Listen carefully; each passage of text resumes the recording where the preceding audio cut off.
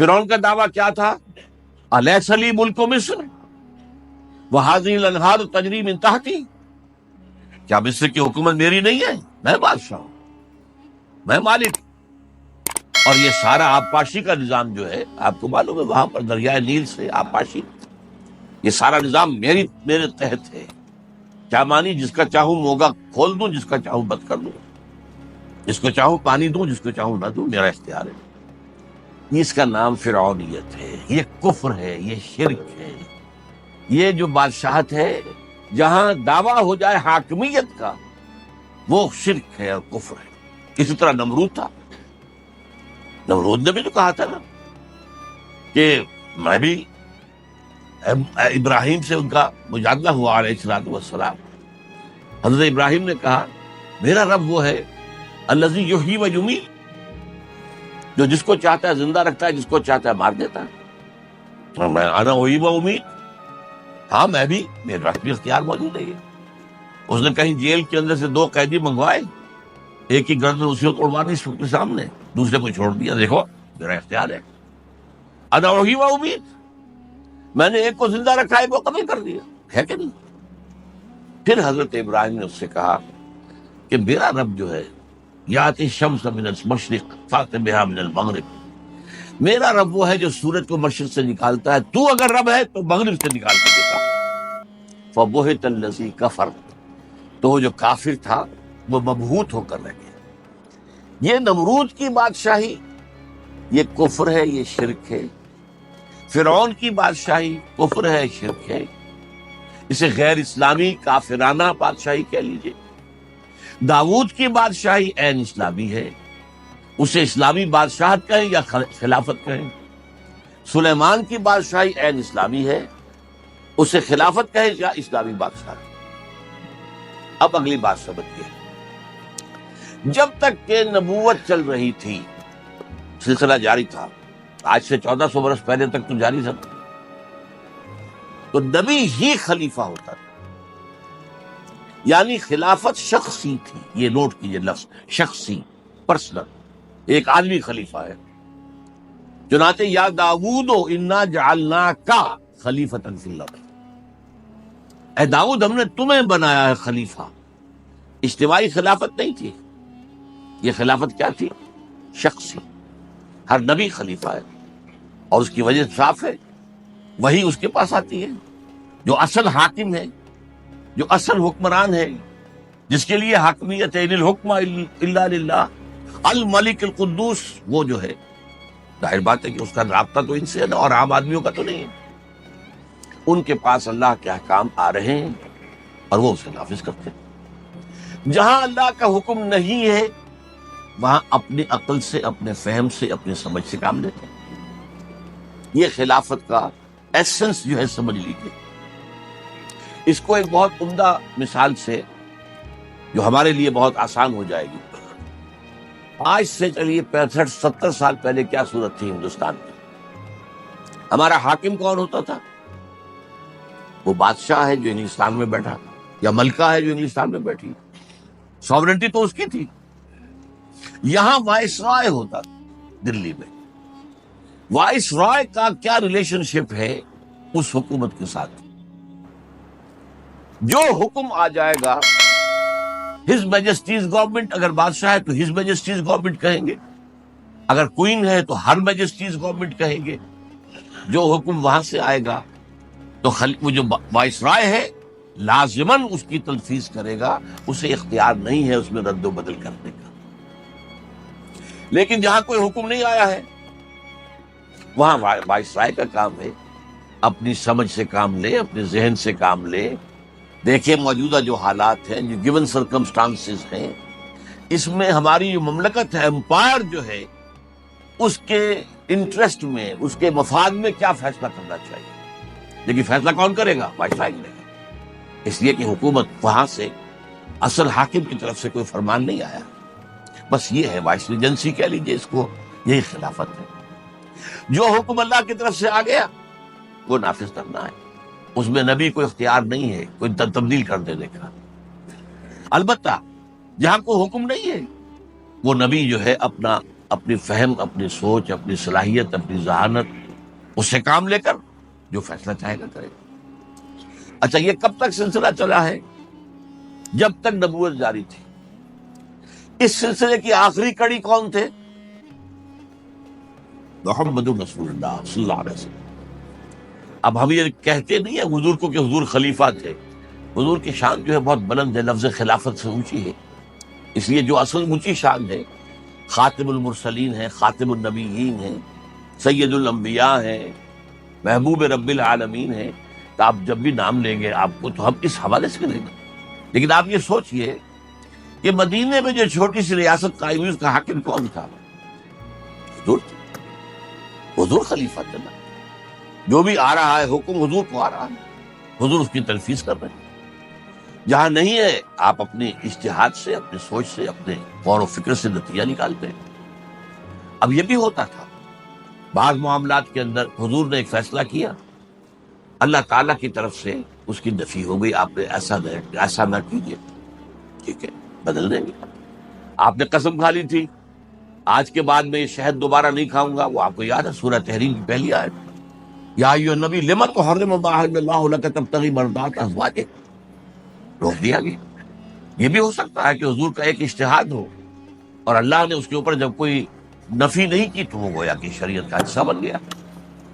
لیکن بہرحال جو حکم آیا ہے اس کی تنفیذ کرنی ہے، اور جہاں کوئی حکم نہیں ہے اس میں نبی کو اختیار ہے کہ اپنے اجتہاد سے، اپنے سوچ بچار سے، اپنے فہم کے مطابق فیصلہ کرے۔ یہ حیثیت رہی ہے حضور کی مدینے کے 10 سال جو ہے ریاست جو بن گئی تھی، جو سن 8 ہجری کے بعد آپ کو معلوم ہے کہ وہ پورے عرب کی حکومت ہو گئی تھی، جب قریش بھی جو ہے انہوں نے اپنی شکست مان لی اور مکہ فتح ہو گیا، تو اگرچہ عرب میں کوئی فارمل حکومت نہیں تھی کہ اس کا صدر مقام مکہ ہو، نہیں، لیکن مکے کو وہ حیثیت حاصل تھی جسے ام القریٰ کہا گیا، مرکزی بستی وہی تھی، مذہبی مرکز وہی تھا، سب بت وہاں رکھے ہوئے تمام قبیلوں کے، اور اس کے کسٹوڈین قریش تھے، تو گویا کہ قریش ہی ایک طرح سے مانوی طور پر پورے عرب پر حاکم تھے۔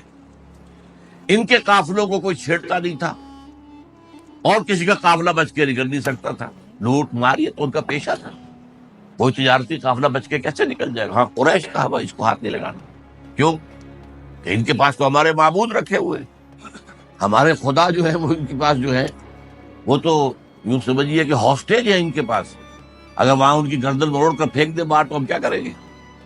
تو اسی لیے ان کو گویا کہ معاشی اعتبار سے اور سیاسی اعتبار سے فوقیت حاصل تھی پورے عرب میں۔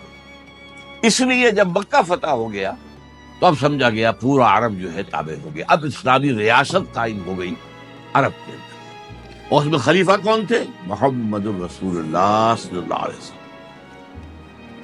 اب دیکھیے اب حضور کے بعد کیا ہوگا؟ نبوت تو ختم ہو رہی ہے، حضور کے بعد کوئی نبی تو نہیں آنا، آپ خاتم النبیین، حضور کے بعد خلافت کیسے ہوگی؟ یہ مسئلہ ہے جو سورہ نور کی ایک طویل آیت میں حل کیا گیا۔ ان میں فرمایا گیا وعد اللہ الذین آمنوا منکم وعملوا الصالحات، اے مسلمانوں اللہ کا وعدہ ہے تم میں سے ان لوگوں کے ساتھ جو ایمان کا حق ادا کریں اور عمل صالح کا، یہ 2 شرائط ہیں۔ وعد اللہ الذین آمنوا منکم وعملوا الصالحات، 3 وعدے ہیں اللہ کے، لَيَسْتَخْلِفَنَّهُمْ فِي الْأَرْضِ كَمَا اسْتَخْلَفَ الَّذِينَ مِنْ قَبْلِهِمْ، لازماً خلافت عطا کرے گا انہیں زمین کے اندر جیسے کہ ان سے پہلوں کو عطا کیا۔ اب یہاں جنہیں تھوڑی سی بھی عربی کی شذ ہے، وہاں تھا یا داؤد انا جعلنا کا یہ واحد کا صیغہ ہے، اے داؤد ہم نے تمہیں خلیفہ بنایا، لہذا لوگوں کے مابین فیصلے کیا کرو عمل کے ساتھ، اپنی خواہش نفس کی پیروی نہ کرنا، وہ تو تمہیں جو ہے اللہ کے راستے سے ہٹا دے گی۔ یہاں جمع کا صیغہ آ گیا، لَيَسْتَخْلِفَنَّهُمْ، ان کو ہم خلافت دیں گے زمین کے اندر جیسے کہ پہلوں کو دی تھی، وَلَيُمَكِّنَنَّ لَهُمْ دِينَهُمُ الَّذِي ارْتَضَىٰ لَهُمْ، اور لازماً استحکام عطا فرمائیں گے زمین میں، تمکن عطا فرمائیں گے ان کے دین کا جو کہ اللہ نے ان کے لیے پسند کر دیا ہے۔ اسلام، ان الدین عند اللہ الاسلام، اللہ نے پسند کر دیا، اس نے تم پر مکمل کر دیا. الیوم اکملت لکم دینکم واتممت علیکم نعمتی ورضیت لکم الاسلام الدین. اب دین یہی ہے. تو فرمایا اس دین کو تمکن حاصل ہو جائے، اس کی حکومت قائم ہو جائے. وَلَا يُبَدِّلَنَّهُم مِّن بَعْدِ خَوْفِهِمْ أَمْنًا، اور بدل دے گا ان کے خوف کی حالت کو امن سے. یہ خوف کی حالت سے مراد کیا ہے؟ آپ کو معلوم ہے مدینے کی چھوٹی سی بستی ہر وقت کھٹکا رکھتا تھا کہ ادھر سے کوئی آ رہا ہے، ادھر سے کوئی آ رہا ہے، فلاں قبیلہ حملہ کرنے والا ہے، فلاں قبیلہ حملہ کرنے والا ہے. کتنی مرتبہ تو قریش چڑھ کر آئے. پھر اس کے بعد جو ہے غزوہ احزاب، یوں سمجھیے اذ جاؤکم من فوقکم ومن اسفل منکم، وہ اوپر سے شمال سے بھی آئے، جنوب سے بھی آئے. اور پھر یہ کہ جو نجد کا علاقہ تھا اونچا، وہاں سے بھی آئے. 12,000 کا لشکر، چھوٹی سی بستی، چند ہزار افراد کی بستی، اور 12,000 کا لشکر. تو ہر وقت خوف کی کیفیت تاری رہتی تھی. لیکن اب جب ظاہر بات ہے جب اللہ کا دین جو ہے متمکن ہو جائے گا زمین کے اندر، تو پھر خوف ختم ہو جائے گا. مسلمانوں کی حکومت ہوگی، اختیار اور اقتدار ان کا اپنا ہوگا، لہذا خوف ختم ہو جائے. 3 وعدے اصل میں وہ جسے کہتے ہیں نا، وہ مثال اچھی تو نہیں ہے، 1 میں 3 اور 3 میں 1، یہ عیسائی کہتے ہیں کہ وہ تثلیث کو بھی مانتے ہیں، توحید کو بھی مانتے ہیں، کہ یہ خدا اور اس کا بیٹا عیسیٰ اور روح القدس، یہ 3 بھی خدا ہیں، اور تینوں مل کر ایک بنتے ہیں. 1 میں 3 اور 3 میں 1. تو یہ بات یہاں میں کہہ رہا ہوں کہ یہ ایک وعدہ بھی ہے، 3 بھی ہے، ایک ہی کے اندر ساری بات ہے. اگر دین کو تمکن ہو گیا تو گویا کہ خلافت مل گئی، اور دین میں تمکن ہو گیا تو مسلمانوں کو تمکن حاصل ہو گیا. اب ان کے لیے جو ہے کوئی خطرہ نہیں، کوئی اندیشہ نہیں. اس کے بعد کا ٹکڑا جو ہے بڑا اہم ہے، لیکن میں نے محسوس کیا کہ بعض حضرات اس کو سمجھے نہیں بالکل. یعبدوننی لا یشرکون بی شیئا، یہ اصل میں ان 3 چیزوں کے نتیجہ جو ہوگا وہ اس کو بیان کیا جا رہا ہے. تب وہ میری عبادت کریں گے پورے طور پر، اور تب وہ پاک ہو سکیں گے شرک سے پورے طور پر. اگر خلافت کا نظام قائم نہیں ہے تو آپ کی عبادت ناقص ہے. آپ کیسے بندگی کر رہے ہیں؟ آپ نماز روزہ تو کر رہے ہیں، لیکن آپ کا قانون کیا ہے جس کے تحت آپ زندگی گزار رہے ہیں؟ وہ تو کافرانہ ہے، وہاں تو اسلامی قانون نہیں ہے. آپ کا معاشی نظام کیا ہے؟ تو کافرانہ ہے، سود پر مبنی ہے، بینکنگ کی بنیاد پر ہے. لہذا جب تک دین قائم نہیں ہوتا عبادت ناقص ہے، عبادت جزوی ہے. اسی کو تو میں بارہا بیان کرتا ہوں کہ اس کا کفارہ کیسے دیں. ہم یہاں زندگی گزار رہے ہیں تو گناہ کر رہے ہیں، لیکن کیا کریں؟ کہاں جائیں؟ کہیں نہیں جا سکتے. کہیں دنیا میں اسلامی حکومت ہو تو ہمارا وہاں جا کر ہجرت کر کے وہاں جانا فرض ہو جائے گا، ہے ہی کہیں بھی نہیں. اس حوالے سے مجبور ہے. تو مجبور ہو تب بھی جو گناہ تمہارے اندر جا رہا ہے، سود کا گناہ تمہارے اندر جا رہا ہے، جیسے دھواں جاتا ہے اندر، جیسے غبار جاتا ہے اندر، اس کا کفارہ کیا ہے؟ کفارہ یہ ہے کہ اس نظام کے خلاف جد و جہد کرو اور نظام اسلام کو قائم کرنے کی کوشش کرو. اگر یہ کر رہے ہو تو اس گناہ کا کفارہ ہو جائے، اس گناہ کی تلافی ہو جائے. اور اگر اس نظام کو تسلیم کیا ہوا دل سے تو پھر تو تم اللہ کے باغی ہو، باغیوں سمیت ہو. پھر اگر بش کہہ سکتا ہے، ایک عام سا آدمی، کون کیا ہے اس کی حیثیت؟ وہ صدر امریکہ تھا تو کچھ تھا بھی، حالانکہ ان کے ہاتھ میں کیا ہے؟ سارا یہودیوں کے اعلی کار ہے. اور اب کیا حیثیت ہے اس کی؟ یو آر ود اس اور اگینسٹ اس.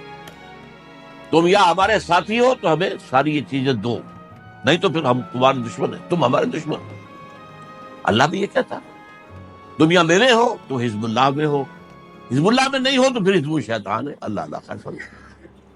اس حوالے سے تو 3 باتیں جب ہو جائیں گی تب گویا کہ عبادت مکمل ہو. یعبدوننی لا یشرکون بی شیئا. جب تک وہ نظام قائم نہیں ہوتا شرک ہے. اگر وہ نظام نہیں ہے تو آپ کا دستور اگر کافرانہ ہے تو شرک ہے. اگر کوئی بادشاہ بن کر بیٹھا ہوا ہے مطلق کہ جو چاہوں قانون بنا دوں، شرک ہو گیا. تو گویا کہ توحید بھی مکمل ہوگی کب؟ جبکہ حکومت اللہ کی ہو جائے. الحکم للہ ان الحکم الا للہ. اگر یہ بات کب ہوگی؟ جب ہم تمہیں خلافت دے دیں گے، تمہارے دین کو زمین میں تمکن دے دیں گے، اور تمہارے اوپر جو خوف کی فضا تاری ہے اسے ختم کر دیں گے. یعبدوننی، پھر تم ہماری عبادت کرو گے جیسے کہ عبادت کرنے کا حق ہے. پھر تم شرک سے بچو گے جیسے کہ شرک سے بچنے کا حق ہے. یعبدوننی لا یشرکون بی شیئا ومن کفر بعد ذلک فاولئک هم الفاسقون. اب یہ جملہ بھی کیوں کہا گیا؟ جو اس کے بعد بھی کفر کرے جبکہ اسلام کا غلبہ ہو چکا ہے، پھر بھی وہ کفر پر اڑا ہوا ہے، وہ تو نہایت ناہنجار آدمی ہے، اس کے جو سیدھی جہنم ہے. اس لیے کہ چلیے باطل کے غلبے کے اندر آپ اگر کہ میں مجبور ہوں کیا کروں.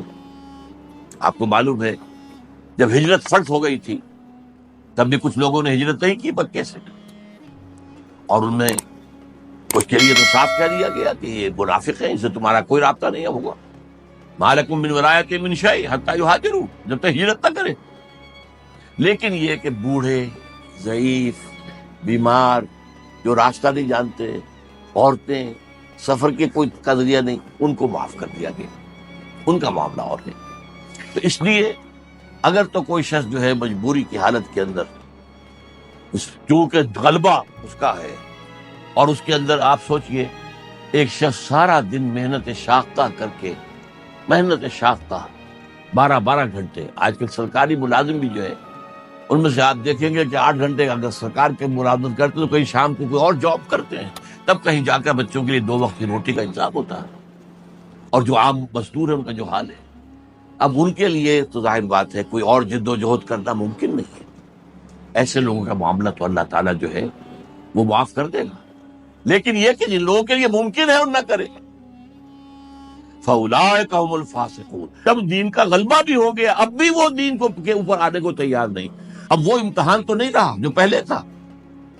پہلے تو جب غلبہ جو تھا کفر اور شرک کا تھا تو ایمان لانے کا مطلب کیا تھا؟ کانٹوں بھرا بستر، آپ کو تکلیفیں ہر طرف سے آئیں گی، آزمائشیں آئیں گی، ستایا جائے گا، مارا جائے گا. لیکن اب تو بات ختم ہو گئی. بہرحال یہ تو اس آیت کو میں نے آج چاہا کہ ذرا اس کے جو آخری حصہ ہے اس کو سمجھنے میں بڑی کمی ہوتی ہے لوگوں کی، کہ اس کا مراد کیا ہے وہ میں نے آپ کے سامنے بیان کر دیا. اب کیا ہوا کہ اب خلافت جو ہے وہ اجتماعی ہو گئی.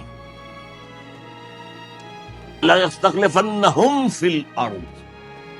اب اسی کو دیکھیے، یہ جو سفر دین نے طے کیا، دین میں پہلے شخصی خلافت تھی، اس کے بعد اجتماعی خلافت مسلمانوں کی، اہل ایمان کی. شرط کن کی ہے؟ الذین آمنوا منکم وعملوا الصالحات. یہ 2 شرط. یہی سفر طے کرنا پڑا ہے بالآخر ملوکیت کو بھی، بادشاہت کو. پہلے بادشاہ تھا حاکم مطلق، اس کے بعد کیا ہوا؟ وہ کام جو اسلام نے 1400 برس قبل کیا تھا، وہ کام آج سے 300 برس پہلے یورپ سے شروع ہوا. بادشاہت کا خاتمہ، جمہوریت کا آغاز. لیکن یہ جمہوریت کیا ہے؟ یہ کافرانہ اور مشرکانہ جمہوریت ہے. جیسے میں نے کہا تھا اسلامی بادشاہت اور کافرانہ بادشاہت. اسلامی بادشاہت داؤد اور سلیمان، اور کافرانہ بادشاہت نمرود اور فرعون. اسی طرح ایک اسلامی خلافت ہو گئی، وہ ہے مسلمانوں کی خلافت. ایک ہے انسانی حاکمیت، وہ ہے کافرانہ جمہوریت. یہ صاف بات ہو گئی. یوں سمجھیں، میں اسے اس طرح عام لوگوں کو سمجھایا کرتا ہوں کہ فرعون فرض کیجئے اس کے سر پر ٹنوں گندگی رکھی ہوئی ہے، گندگی جو ہے ٹنوں کے حساب سے اس کے سر پر ہے. اب کیا کیا؟ اس کو ایک ایک تولہ سب میں بانٹ دو، سب کو حاکم بنا دو. اب گویا کہ وہ حاکمیت انسانی جو فرعون کے سر پر رکھی ہوئی تھی ٹنوں نجاست کی شکل میں، وہ تولہ تولہ ماشا ماشا سب کو بانٹ دی. تم بھی حاکم، وہ بھی حاکم، یہ بھی حاکم، وہ بھی حاکم، سب حاکم. تو گویا کہ نجاست تو نجاست ہی رہے گی. وہ ایک ٹن ہے تب بھی نجاست ہے، تولہ بھر ہے تب بھی نجاست ہے، نجاست تو ہے. تو یہ جو عوامی حاکمیت کا تصور دنیا میں آیا کیوں ہے؟ دیکھیے علامہ اقبال کی جو نظم ہے ابلیس کی مجلس شورا، اس میں اس کا ایک مشیر یہ کہتا ہے کہ آپ تو دنیا میں جمہوریت کا نظام آ گیا، ہماری ابلیسیت جو ہے وہ تو ختم ہو جائے گی، ابلیسی نظام کہاں رہ جائے گا؟ تو اس کا ایک اور دوسرا مشیر کہتا ہے خامخواہ تم پریشان ہو رہے ہو، ہم نے خود شاہی کو پہنایا ہے جمہوری لباس۔ یہ تو لباس بدلا ہے ہم نے، صرف وہی شاہی ہے، وہی انسانی حاکمیت ہے جو پہلے ایک شخص کی تھی اب عوام کی ہو گئی، فرق کیا پڑا؟ شیطنت تو شیطنت ہے، کفر تو کفر ہے، شرک تو شرک ہے۔ لیکن دوسرا مصرع اس شعر کا بہت اہم ہے، ہم نے خود شاہی کو پہنایا ہے جمہوری لباس، جب ذرا آدم ہوا ہے خود شناس و خود نگر۔ اب آدم میں خود شناسی پیدا ہو گئی، ہم بھی تو ہے نا، یہ جو بادشاہ جو ہے یہ کوئی آسمان سے اترا ہے؟ کیا اس کے جو ہے ہزاروں ہاتھ ہیں، ہزاروں پاؤں ہیں؟ کیا ہے اس کا؟ ہم بھی ہمارے جیسے دو ہاتھ دو پاؤں والا خود شناس خود نگر، اپنی خود نگرانی کرنے والا آدم ہو گیا۔ سوچنے کی بات ہے، آدم کو کس نے بنایا خود شناس اور خود نگر؟ یہ خود شناسی خود نگری محمد رسول اللہ کی دی ہوئی ہے صلی اللہ علیہ وسلم۔ محکومیت سے نکال کر انسان کو آزادی دینے والا وہ تو محمد ہے صلی اللہ علیہ وسلم۔ آپ کو معلوم ہے حضرت سعد بن ابی وقاص رضی اللہ تعالی عنہ کون ہے؟ یہ عشرہ مبشرہ میں سے نمبر 1 تو نوٹ کیجیے، سب سے چوٹی کے 10 صحابہ، حضور کے کچھ ماموں لگتے ہیں رشتے میں۔ نمبر 2، یہ وہ واحد انسان ہیں جن کے لیے حضور نے فرمایا میرے ماں باپ تم پر قربان۔ غزوہ احد میں جب کفار نے حضور کو گھیر لیا تھا، چاروں طرف سے جو ہے تیروں، تو انہوں نے ڈھال بنا رکھا تھا اپنے آپ کو، اپنے جسم پر تیر لے رہے تھے، حضور کو بچا رہے تھے اور تیر چلا رہے تھے انہیں دور کرنے کے لیے۔ تو حضور نے فرمایا اے سعد تیر چلاؤ، تم پر میرے ماں باپ قربان ہیں۔ اب یہ اونچا مقام عشرہ مبشرہ میں سے بھی۔ پھر یہ کہ یہ فاتح ایران ہیں، خود فاتح ایران ہیں۔ اب انہوں نے صرف ایک کام کیا، گورنر ہے ایران کے، فاتح ایران ہے، گورنر ہے، اپنے گھر کے باہر ایک ڈیوڑی بنا دی اور ایک وہاں پر پہرے دار کھڑا کر دیا، دربان کھڑا کر دیا۔ حضرت عمر کا دور حکومت ہے، دور خلافت کہنا چاہیے۔ پرچہ نویس نے پرچہ بھیج دیا کہ سعد نے اپنے گھر کے باہر ڈیوڑی بنائی ہے اور ایک دربان کھڑا کر دیا تاکہ کوئی سعد سے خود بخود جا کر نہ مل سکے۔ اب یہ ایک گویا کہ تمدنی ضرورت ہے، کوئی بھی شخص ہر وقت تو اس کا معاملہ نہیں ہو سکتا کہ کھلا رہے راستہ، جو شخص جب چاہے آ جائے۔ آپ کو معلوم ہے کہ سورہ نور کے اندر بھی ہے کہ اگر تم کسی سے ملنے جاؤ، یا تو تم نے وقت لیا ہوا تو اس پر واجب ہے کہ آپ سے ملاقات کرے، اگر نہیں ہے تو آپ کا یہ حق نہیں ہے کہ لازماً وہ کہے آپ سے ملے آ کر۔ وَإِذَا قِيلَ لَكُمْ ارْجِعُوا، اگر کہا جائے کہ لوٹ جاؤ تو لوٹ جاؤ، اس میں غصے کی بات کیا؟ بھائی اس کا کوئی کام ہے، وہ کر رہا ہے، کوئی اہم کی مصروفیت ہے، آپ نے اس سے وقت تو نہیں لیا تھا نا، تو آپ کا یہ نہیں ہے حق کہ آپ لازماً جو ہے کہ میں آیا ہوں تو ملاقات میرے ساتھ کرے۔ قرآن میں تو یہ تعلیمات بھی ہے، عام آدمی کے لیے بھی یہ ہے۔ تو ظاہر بات ہے جو گورنر ہے اس کی مصروفیات ہیں، ضروریات ہیں، لیکن اسلام نے جو مقام دیا ہے اس کو سوچئے۔ حضرت عمر نے خط لکھا، اے سعد، لوگوں کو ان کی ماں نے آزاد پیدا کیا تھا، تم نے انہیں اپنا غلام کب سے بنا لیا ہے؟ اور جو پرچہ دیا جو اپنا آپ کا جس کے جو ایلچی جا رہا تھا اس سے کہا پہلے جا کر ڈیوڑی کو آگ لگا دینا پھر یہ خط دینا ساتھ۔ اتنا فرق بھی گوارا نہیں ہے کہ لوگ آپ سے مل نہ سکے یا ملنے کے لیے وقت پہلے طے کریں۔ سید القوم خادمہم، یہ حضور کا فرمان میں کہا کرتا ہوں کہ ایک عام آدمی سنے گا کہ بڑی شاعری اچھی کی ہے، کیا سید القوم خادمہم کبھی ہوا ہے بھلا؟ کیا قوم کا سردار خادم ہوتا ہے؟ لیکن خلفاء کو دیکھیے وہ خادم تھے، ان کا معاملہ کیا تھا؟ فرمایا کہ تم نے لوگوں کو ان کی ماں نے آزاد جنا تھا، تم نے انہیں اپنا غلام کب سے بنا لیا؟ تو یہ آزادی کس نے دی؟ محمد رسول اللہ نے۔ اب جب دنیا میں اس آزادی کا چرچا ہو گیا تو اب شیطان کو بھی یہ کام کرنا پڑا کہ اب وہ شخصی بادشاہت نہیں چل سکتی، وہ فرعونیت کا دور گیا، وہ نموریت کا دور گیا، اب تو ظاہر بات ہے کہ کوئی عوامی حاکمیت کرنی پڑے گی۔ تو ہم نے خود شاہی کو پہنایا ہے جمہوری لباس۔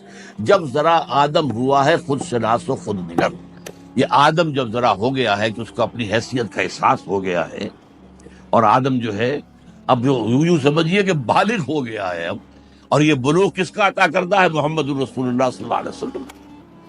اسی کو اقبال نے دو اشعار فارسی کے جو کہے ہیں وہ بہت چوٹی کہے، ہر کجا بینی جہان رنگ و بو، زاں کے از خاکش بروید آرزو، یا ضرور مصطفیٰ ورا بہاشت، یا ہنوز اندر تلاش مصطفیٰ صلی اللہ علیہ وسلم۔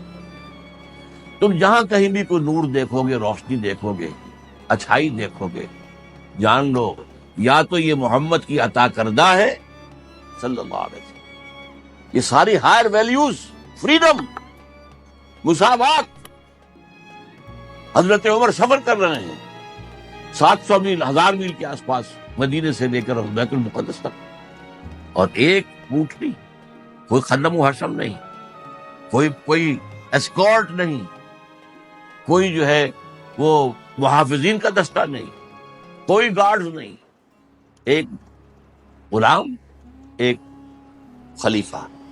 اچھا، ساتھ ہی راستے بھر کر جو ہے وہ رکھا ہوا راشن، لہذا دو آدمی نہیں بیٹھ سکتے۔ عام طور پر منہ پر دو آدمی بیٹھ سکتے ہیں لیکن سامان کے ساتھ تو نہیں بیٹھ سکتے، لہذا ایک منزل حضور حضرت عمر اوپر بیٹھے ہیں اونٹ پر، اور ملازم جو ہے وہ جا رہا ہے آگے آگے نکیل پکڑ کر۔ اگلی منزل میں ملازم اوپر بیٹھا ہوا ہے، وہ غلام اوپر بیٹھا ہوا ہے، اور خلیفہ وقت جو ہے وہ نکیل پکڑ کر آگے چل رہے ہیں۔ یہ مساوات دنیا میں کہا کرتا ہوں کہ 10 دفعہ ختم ہو کر 10 دفعہ دوبارہ پیدا ہو لے، اس مساوات کی مثال پیدا نہیں ہو سکتی۔ تو یہ values, higher values, human freedom, fraternity and equality, انسانی حریت، اخوت انسانی اور انسانی مساوات، یہ تو چیزیں دی ہیں محمد رسول اللہ نے۔ جب یہ چیزیں آ گئیں تو اب شیطان کو یہ کرنا پڑا کہ اپنا وہ فرعونی اور اپنا وہ نمرودی نظام جو ہے اس کے بجائے جمہوری نظام کر دے، وہ حاکمیت انسانی جو ہے ایک شخص کی بجائے وہ عوام کو دے دی جائے۔ یہ ہے اصل میں اسلامی جمہوریت کیا ہوگی؟ اللہ کی حاکمیت کے تحت، اور اللہ اور اس کے رسول کے احکام کے دائرے کے اندر۔ اس کے لیے میں نے آیت آپ کو سنائی تھی، سورہ حجرات کی پہلی آیت، یا ایھا الذین آمنوا لا تقدموا بین یدی اللہ ورسولہ واتقوا اللہ ان اللہ سمیع علیم۔ اہل ایمان، اللہ اور اس کے رسول سے آگے مت بڑھنا، اللہ کا تقوی اختیار کرو۔ ایک دائرہ کھینچ دیا، یہ دائرہ ہے، اور اس دائرے کے اندر اندر تمہیں آزادی ہے۔ یہ دائرہ کیا ہے؟ اللہ کے احکام، رسول کے احکام۔ اس دائرے کے اندر اندر تم آزاد ہو، اس دائرے کے اندر اندر جمہوریت لے آئیے، کوئی اعتراض نہیں۔ اس دائرے کے اندر جو کچھ ہے مباح ہے۔ دو مباحات میں فیصلہ کرنے کے لیے اگر ہم ووٹنگ کی گنتی کر لیں تو کوئی حرج نہیں ہے۔